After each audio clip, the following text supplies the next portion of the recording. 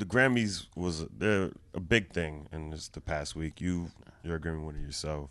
The whole Kendrick and Macklemore thing happened, and Macklemore sent like Kendrick a taxi, Instagrammed it, which is cool.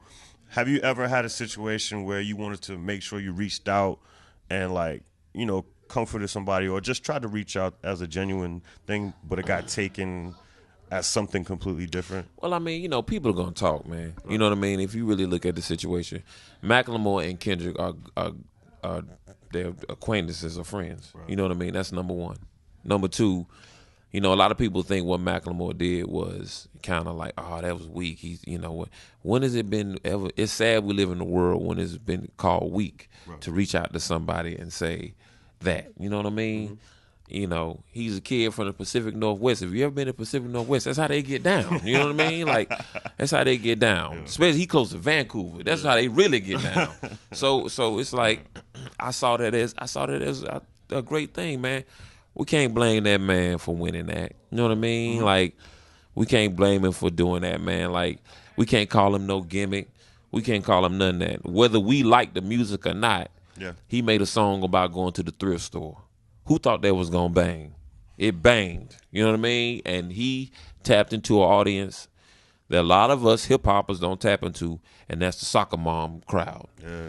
And when I went to the Macklemore show, that's all that was there. Soccer moms. We looked in the crowd, we was like, what? Like, it was nuts. But the flip side of that is he had Big Crit and Kweli on tour with him. Right. How many cats that big would do that? You know what I mean? And on top of that, Reflection Eternal is his favorite album. So, you know what I mean? Like, we like to holler that, us as black folk like to holler that race car, but we can't turn around and do the same thing. Right. We can't get mad at that man because he decided to have a stuffed bear on stage and his joint looked like Barnum and Bailey Circus, and it banged. We can't get mad. He killing, and he's doing it independently. Yep. Hats off to him, man. And the crazy thing about that is I made that beat in DJ Premier's and Showbiz's studio. Wow.